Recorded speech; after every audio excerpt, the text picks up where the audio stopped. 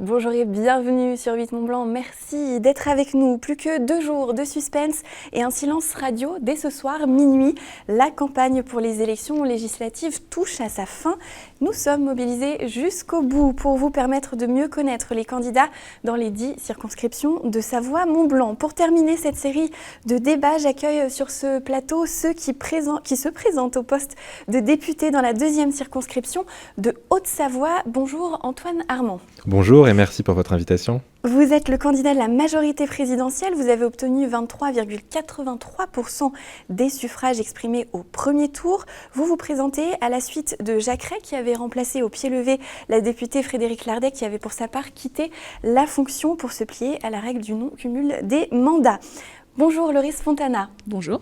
Merci d'être avec nous. Vous êtes la candidate de la Nouvelle Union populaire écologiste et sociale. Vous avez remporté pour votre part 22,99% des voix. Dans ce premier tour, vous êtes mandatée par le Parti communiste pour porter les couleurs de cette coalition de gauche. Je vous rappelle rapidement les modalités de ce débat. Il dure au total 26 minutes et vous disposez d'un temps de parole égal pour débattre autour de 3 thèmes. Cette 2e circonscription au Savoyard dans laquelle vous vous présentez donc rassemble des électeurs d'Annecy, de la rive ouest du lac jusqu'aux Aravis. Elle compte plus de 140 000 habitants sur ce territoire varié et touristique. Notre premier thème est omniprésent dans l'actualité. Il s'agit du pouvoir d'achat. Le niveau de vie annuel médian est de 26 600 € dans le département de la Haute-Savoie. Il est plus élevé que la moyenne nationale de 21 650 €, mais près de 9% des Hauts-Savoyards vivent tout de même sous le seuil de pauvreté. Quelles mesures soutiendrez-vous en tant que député pour aider les ménages face à l'augmentation du coût de la vie déjà très important en Haute-Savoie? Loris Fontana, vous avez la parole en premier. Merci. Bon, alors je suis arrivée sur cette question du pouvoir d'achat avec une petite citation de Victor Hugo qui nous dit « Vous voulez la misère secourue ? Moi, je la veux supprimer ». Et je crois que ça résume bien nos différences de point de vue sur la question du pouvoir d'achat. Le président Macron a annoncé pendant la campagne des présidentielles quelques mesurettes que je qualifierais de charité, tandis que nous essayons de proposer une politique de transformation sociale. Un petit élément de contexte, pendant les 5 années du premier quinquennat d'Emmanuel Macron, 400 000 personnes ont basculé dans la pauvreté. C'est plus de 10 millions de personnes aujourd'hui. Sur une population de 67 millions, c'est quand même conséquent. Il faut agir du coup d'une manière très urgente. La réforme de l'assurance chômage, qui a réduit de près de 20% en moyenne l'allocation de plus d'1 million de chômeurs en France. Et à l'inverse, ça a été 60 milliards par an de cadeaux fiscaux faits aux grandes entreprises et aux contribuables les plus fortunés sans aucune contrepartie. Donc, là-dessus, notre objectif à nous, Nouvelle Union populaire écologique et sociale, c'est d'agir dans un premier temps sur les revenus, d'abord les revenus les plus faibles, mais d'agir aussi dans une dynamique globale de hausse du niveau de vie par des services publics, un meilleur maillage de services publics, plus de services publics, et une création d'emplois massifs dans le public et dans le privé. Donc sur les propositions concrètes, sur la question du revenu, je crois que tout le monde en a entendu parler. Nous sommes pour la hausse du SMIC à 1 500 € net par mois, la revalorisation des retraites, le dégel du point d'indice des fonctionnaires avec plus 10% des rémunérations pour les fonctionnaires, aucune retraite complète en dessous de la valeur du SMIC, avec une indexation sur le SMIC, et une garantie dignité. Plus personne sous le seuil de pauvreté demain en France, avec une garantie d'autonomie qui complétera donc les revenus ou les minima sociaux à hauteur de 1 063 € par mois, puisque c'est le seuil de pauvreté. Des aides aux entreprises qui seront conditionnées à la mise en place d'une politique de revalorisation ambitieuse des salaires et à la création d'emplois. Ensuite, sur la question du prix, quand on parle pouvoir d'achat, là on voit avec l'inflation que les prix s'envolent, et donc nous sommes pour bloquer les prix des biens de première nécessité. Et d'ailleurs, la loi le prévoit déjà dans le Code du commerce, en cas de situation exceptionnelle. Et je crois que là, une pandémie et une guerre au sein de l'Union européenne, ça pourrait justifier une telle mesure. Par la suite, nous pourrons étendre cette question du blocage des prix et élargir les situations dans lesquelles c'est possible de le faire, notamment envers les denrées alimentaires, le carburant et l'énergie. Quand on parle pouvoir d'achat, il y a également les loyers, qui représentent aujourd'hui 30% du budget d'une famille en France. C'est énorme, c'était 10% dans les années 70, donc il faut agir là-dessus, d'autant plus que ces loyers risquent d'augmenter encore plus avec l'inflation. Donc blocage des prix, encadrement des loyers, encadrement des loyers sur tout le territoire, à la baisse dans les zones tendues, et une stabilisation des loyers sur tout le reste du territoire. Les services publics, l'énergie, l'eau, etc. Il faut quand même savoir qu'en 2021, 6 Français sur 10 se sont privés de chauffage par crainte des factures. Pourtant, il y a quand même eu 785 000 coupures d'électricité ou réduction de la puissance de l'énergie. Nous sommes contre que ce soit les coupures ou la réduction, puisque ça ne garantit pas une vie digne à tous nos concitoyens. Une première tranche gratuite de consommation d'énergie et d'eau, une première tranche qu'on pourrait qualifier de première nécessité, et qui permettrait de se réapproprier les biens communs, puisque l'eau, l'électricité appartiennent à tout le monde. Voilà pour moi. Antoine Armand, sur cette question du pouvoir d'achat. Oui, je crois qu'avec Madame Fontana, aujourd'hui, nous partageons les constats. Moi, je me déplace depuis des mois dans le département en tant que référent de la majorité présidentielle, depuis des semaines, depuis l'ouverture de la campagne des législatives. Et qu'est-ce que les gens nous disent ? Les gens nous disent « Moi, je travaille et je ne peux plus me déplacer. Mon plein d'essence avoisine les 100 €, les dépasse pour certains. Je n'arrive plus à me loger dans autre chose qu'un 2 pièces et pas dans le centre-ville d'Annecy, alors que nous sommes 2 dans le foyer à travailler et à toucher un salaire décent. » Et donc il y a cette incompréhension qui monte, qui s'aggrave, comme vous l'avez dit Madame Fontana, avec la crise en Ukraine, l'augmentation exponentielle du prix du carburant, l'augmentation tout simplement des matières premières, du coût de la vie. Il suffit aujourd'hui d'aller sur les marchés pour voir cette augmentation des fruits, des légumes, de tous les produits de première nécessité. Donc je crois que nous partageons les constats et l'urgence absolue du pouvoir d'achat en France, et bien évidemment encore plus en Haute-Savoie, avec la proximité de la Suisse et avec le niveau du coût de la vie. Ce que nous ne partageons pas, ce sont les solutions. Nous avons fait avec la majorité présidentielle, depuis 5 ans, le choix du travail. Le choix de dire que le but, c'est de mieux vivre par son travail. Et donc, de ne pas laisser les gens dans l'illusion que ce sera sans travailler qu'ils pourront gagner leur vie. C'est pour cela que nous avons engagé les mesures sur l'assurance chômage, que nous avons engagé les mesures pour l'apprentissage, 700 000 apprentis en France. Quelles sont les conséquences ? Aujourd'hui, nous avons le taux de chômage le plus bas depuis 20 ans. Et nous avons le taux de chômage le plus bas depuis 40 ans pour les jeunes. C'est historique. Ce n'est pas uniquement les 5 dernières années, il faut prendre ça avec beaucoup d'humilité. Mais c'est historique. Donc nous, ce qu'on dit, et ce qu'on porte, et ce qu'on portera les 5 prochaines années si le président a une majorité pour le pays, c'est continuer. Parce que ce que nous disent les gens, à Doussard, à Thônes, dans le centre d'Annecy, c'est on veut travailler. On ne veut pas d'une garantie dignité et d'un secours, justement. On veut vivre par son travail. Et donc là, on a cette question que vous avez évoquée d'ailleurs, de comment vivre dignement de son travail. Et donc, le projet de la majorité présidentielle, c'est d'abord de continuer ce qui a été fait et d'aller plus loin, plus vite, vu l'urgence. Premièrement, dès juillet, si je suis élu député, je porterai au sein de la majorité présidentielle la loi sur le pouvoir d'achat, qui a plusieurs dimensions. Une dimension essentielle, c'est d'aider les Françaises, les Français et les Hauts-Savoyards à améliorer leur capacité à acheter des produits de première nécessité. Donc on continuera le bouclier tarifaire sur l'énergie et le gaz. Ça limitera l'augmentation à peine 4%, ce qui est déjà beaucoup, mais ce qui est incomparable avec les 40% qui devraient avoir lieu sans ce bouclier. C'est, dans l'urgence, une indemnité inflation pour permettre aux foyers les plus modestes de pouvoir se nourrir décemment. C'est terrible d'en arriver là, on en a bien conscience, mais la situation géopolitique, la crise en Ukraine font que c'est nécessaire. Et puis, bien sûr, c'est de mieux vivre de son travail. Et cela, ça passera par le dégel du point d'indice des fonctionnaires qui ont perdu depuis 20, 25, 30 ans en pouvoir d'achat. C'est l'augmentation de 4% des retraites.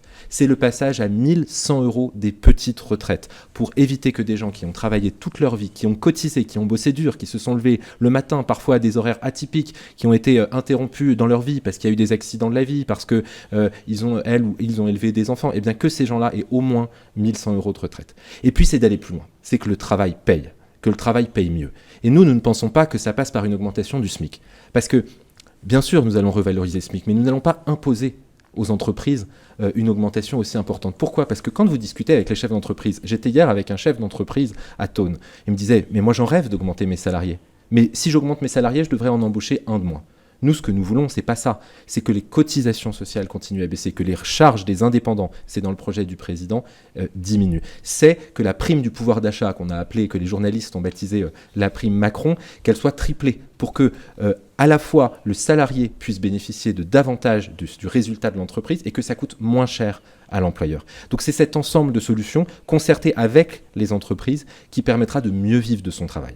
Il nous faut passer au second thème. Vous avez un petit peu d'avance, Antoine Armand, au niveau du temps de parole et c'est vous qui allez répondre en premier à cette prochaine question. Ils sont confrontés à la problématique du renouvellement sur leurs exploitations. Pointés du doigt aussi sur les questions d'environnement. Les agriculteurs façonnent les paysages de notre département montagnard. On compte plus de 5000 exploitations agricoles dans nos Savoies. Comment accompagnerez-vous ces agriculteurs par votre action à l'Assemblée nationale ? Vous l'avez très bien dit, les agriculteurs façonnent nos paysages et en fait ils sont l'âme de la deuxième circonscription, qu'il s'agisse du pays d'Albi, même de la rive ouest du lac, du pays de Faverges et bien sûr des vallées de Thône et des Aravis. Et donc la question n'est pas de savoir, en tout cas selon moi et selon la majorité présidentielle que je représente, n'est pas de savoir s'il faut les aider. Il faut les aider, il faut qu'on soit à 100% derrière eux au quotidien et de l'installation à la transmission de l'exploitation. Donc, il y a des choses qui ont été faites, qui sont très importantes. La revalorisation des retraites agricoles, l'accompagnement, l'augmentation de la prime des jeunes agriculteurs, la réforme et la révision du handicap, de l'indemnité pour la compensation du handicap naturel qui est très présent en haute montagne. Mais il y a des difficultés immenses qui s'annoncent à eux. J'étais, il y a 3 semaines, chez Baptiste et Anna, qui sont des agriculteurs au Bouchet-Montcharvin. Ils ont 22 ans. Ils ont un courage en acier trempé et ils nous expliquaient à la fois comment ils fonctionnent dans leur exploitation qui contient 25 bêtes et quelles étaient leurs difficultés au quotidien. Ils nous ont parlé d'aide financière, oui, mais ce n'était pas la priorité. Ils nous ont parlé de quoi ? Ils nous ont parlé de la lourdeur administrative quand on s'installe et de la capacité à encaisser, absorber ce choc énorme sur les contrôles sanitaires, sur le reporting permanent. Ils nous ont parlé du foncier agricole. Parce qu'aujourd'hui, il faut qu'on protège nos alpages. Ce sera en lien, bien sûr, avec la Société d'économie alpestre, avec le département, qui préempte un certain nombre de territoires. Donc, de l'installation à la transmission, l'État doit être aux côtés de ces agriculteurs. Ça doit passer par une simplification administrative pour les agriculteurs. Et ça doit passer par une capacité à se mettre à leur place. Je prends juste 2 exemples qui ont beaucoup marqué la circonscription, qui continuent de nous préoccuper, de me préoccuper. La brucellose et le loup. On fait parfois comme si les agriculteurs étaient contre l'écologie. Alors qu'au quotidien, grâce aux alpages, grâce à l'utilisation des terres, eh bien, ils permettent à notre territoire de rester tel qu'il est, de façonner nos paysages, comme vous avez dit. Donc je serai aux côtés des agriculteurs en tant qu'élu du territoire dans la deuxième circonscription et je serai aux côtés des agriculteurs à l'Assemblée nationale pour faciliter leurs installations, faciliter la transmission, y compris si ça doit passer par des aides publiques pour que les territoires agricoles, le foncier agricole, restent dans les mains des agriculteurs et qu'on puisse garder cette capacité forte de la Haute-Savoie à avoir, bien sûr, une agriculture de très grande qualité et une agriculture coopérative. Loris Fontana, à votre tour, quelle position défendrez-vous si vous êtes élu à l'Assemblée nationale pour nos agriculteurs savoyards ? Bon alors, cher Monsieur Armand, permettez-moi de prendre un petit peu de hauteur et donc de rappeler que 9 milliards par an sont donnés à l'agriculture française grâce à la politique agricole commune, qui est donc une mesure européenne. Et ces aides de la PAC, elles sont aujourd'hui orientées vers des grandes exploitations, puisqu'elles sont conditionnées à la superficie des exploitations. Ce qui donc favorise des fermes du type ferme des 1000 vaches, des élevages industriels, etc., qui aujourd'hui représentent plus de 60% de l'agriculture en France. Il n'y en a pas beaucoup en Haute-Savoie, des fermes de 1000 vaches. Bien entendu, mais nous serons élus à l'Assemblée nationale et nous serons donc amenés à faire des lois qui impacteront tout le territoire national. Donc je crois qu'il y a une véritable différence de point de vue, puisque nous favorisons une agriculture paysanne, une agriculture écologique, une agriculture raisonnée. Mais qu'est-ce qui n'est pas raisonné dans l'agriculture haut-savoyarde aujourd'hui, selon vous ? Mais là est bien la différence entre vous et moi, c'est que je ne parle pas que de l'agriculture haut-savoyarde, je parle du système national, et je vous dis que plus de 70% de l'agriculture française est découle de l'élevage industriel. Oui, mais la Et c'est question de madame, aujourd'hui une c'était qu'est-ce qu'on va difficulté. faire pour les agriculteurs de Haute-Savoie? Là, j'en étais sur le contexte. Pardon. Laissez-moi dérouler mon sujet. Donc, les conséquences de l'orientation de ces budgets de la PAC font qu'aujourd'hui, les grands groupes, la grande distribution, rachètent massivement tous les territoires qui sont disponibles en France pour pouvoir maîtriser la production de leurs produits de A à Z. Et ce qui fait que... on tire vers le bas finalement, que ce soit les conditions de travail, que ce soit la qualité des produits, que ce soit le traitement des animaux par exemple. Et donc, en revanche, ces logiques des grandes distributions peuvent attirer parfois les agriculteurs qui se disent « bon, mes conditions de travail sont extrêmement difficiles ». Je rappelle qu'il y a quand même un agriculteur sur deux en France qui gagne moins de 350 € par mois, n'est-ce pas? Donc, ils peuvent être attirés par ce type de salariat. Et donc, notre travail à nous, ça va être de leur proposer des conditions de travail dignes, qui leur permettent de vivre. Donc, l'objectif, c'est d'aller chercher l'argent là où il est, pour les agriculteurs, y compris les agriculteurs haut-savoyards, je vous rassure, n'est-ce pas? Donc, auprès de la PAC, en réorientant les aides, en favorisant une agriculture paysanne, une agriculture biologique, etc. Revaloriser le métier d'agriculteur, vous avez parlé de la retraite. Je vous fais remarquer quand même qu'il s'agit d'une proposition de loi communiste, n'est-ce pas? Que vous avez brillamment votée, je vous remercie. On sera dans la co-construction à nouveau, vous avez raison. Et enfin, mettre en place des mesures concrètes qui agissent pour la souveraineté alimentaire, parce qu'aujourd'hui, notre pays, quand même, a beaucoup de progrès à faire en termes de souveraineté alimentaire. C'est aussi une question de santé publique.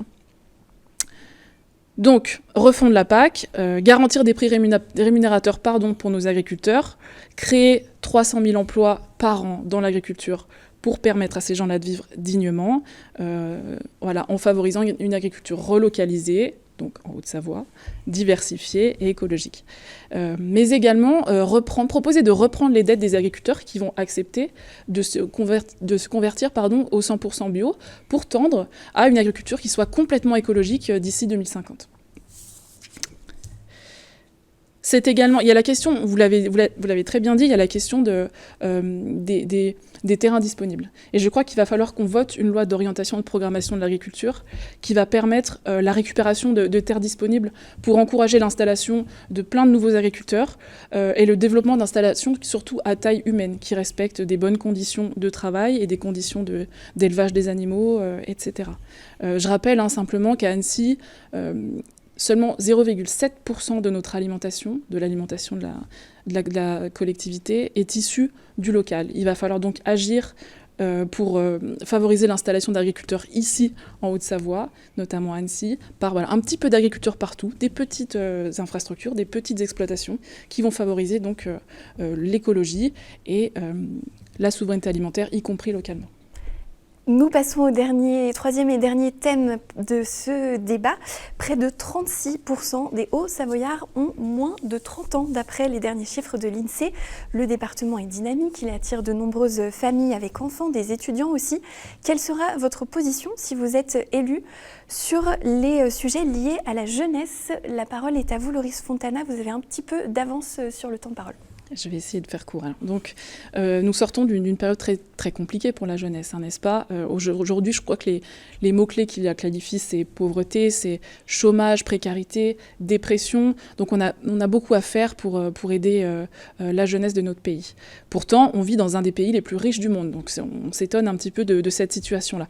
22% des jeunes sont au chômage, c'est plus 16% en un an, malgré les chiffres que vous nous annoncez qui sont... selon vous, merveilleux. Et un étudiant sur deux est aujourd'hui obligé de travailler pour pouvoir financer ses études, et c'est donc au détriment de cela.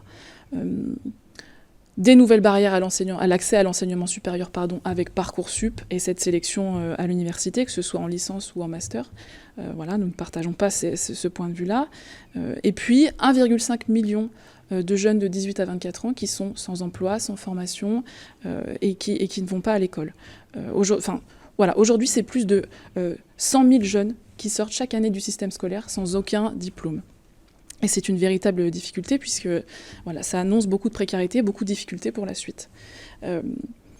Enfin, sur la question de la santé mentale, parce que je pense que c'est important dans la jeunesse aujourd'hui, on a 40% des 18-24 ans qui souffrent de troubles anxieux généralisée, 21% qui souffrent de troubles dépressifs et 32% qui souffrent de troubles mentaux. Pour autant, nous avons très peu de dispositifs en faveur d'une politique de la santé, notamment de la santé mentale en direction de la jeunesse. Donc nous avons à agir sur ces questions-là, que ce soit dans la reconstruction, l'éducation nationale et l'enseignement supérieur, garantir finalement des conditions d'existence qui soient dignes et qui soient acceptables pour notre jeunesse, et un accès aux services publics, que ce soit la culture, le sport, le transport, voilà. Donc, un petit peu à l'image de ce que j'ai proposé pour le pouvoir d'achat, nous sommes favorables à une garantie d'autonomie jeunesse, également indexé sur le montant du seuil de pauvreté, donc 1 063 € par mois, qui permettra à chacun de décider de son avenir grâce à cette allocation.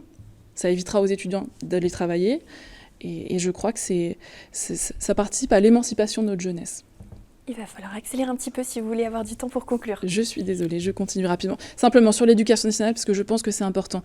Il va falloir réduire le nombre d'élèves par classe, donner des moyens, revaloriser le statut des enseignants, notamment avec le dégel du point d'indice, ça a été dit par le passé, et puis se focaliser sur les décrocheurs, les accompagner individuellement, donner des moyens aux lycées professionnels, etc.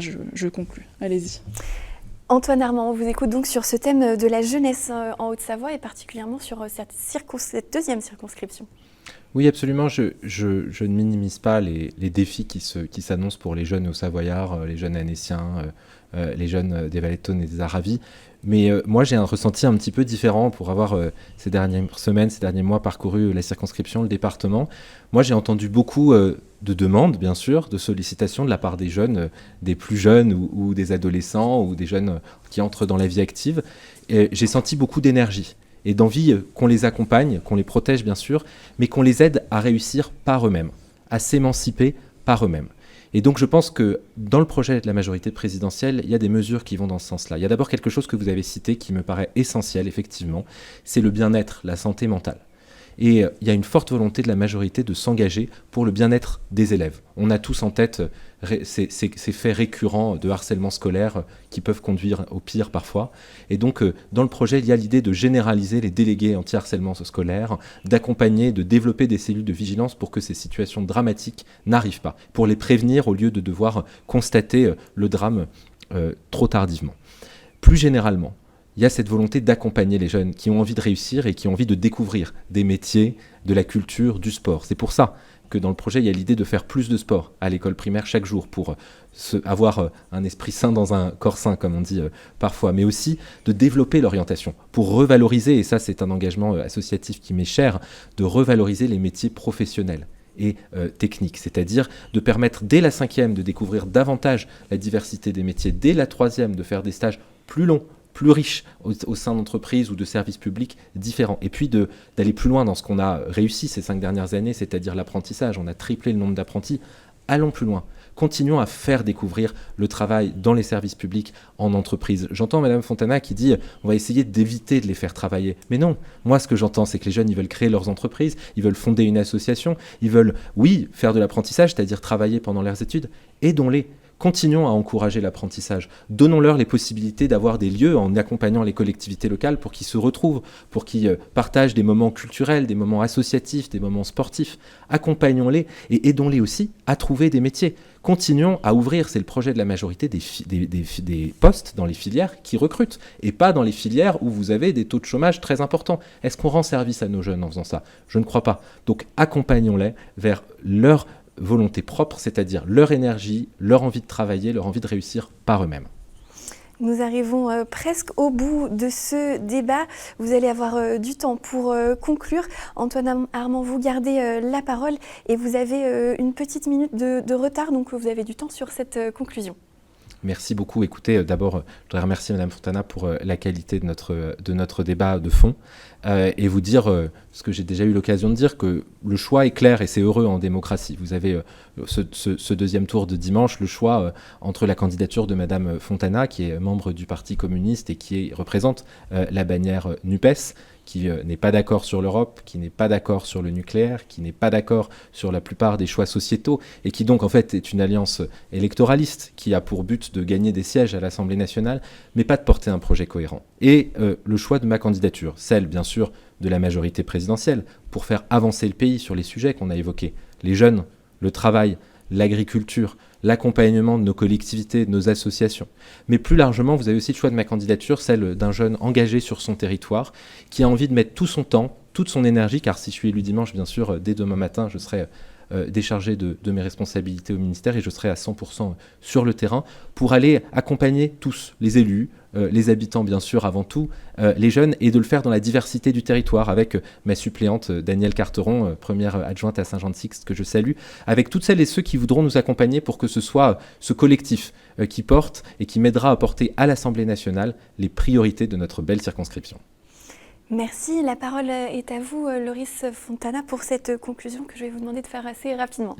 Très bien. Alors, je vais aller très vite. Moi, j'invite tous les électeurs du premier tour qui sont déçus, qui sont en colère et qui souhaitent que ça change à voter pour ma candidature. J'invite les abstentionnistes qui ne se reconnaissent plus et qui pensent que la politique aujourd'hui n'est plus en capacité de répondre à leurs besoins et à leurs attentes. J'invite les jeunes à se déplacer massivement dans les urnes dimanche pour faire élire une majorité de députés issus de la nouvelle Union populaire écologique et sociale qui va pouvoir empêcher la mise en place de toutes ces mesures annoncées par le président de la République et donc changer radicalement de société. Vous avez pointé plusieurs fois mon engagement auprès de la gauche radicale. Effectivement, je suis membre du Parti communiste et je crois que nous portons une politique qui est radicalement favorable à la vie. Merci beaucoup, merci à tous les deux d'avoir pris part à ce débat.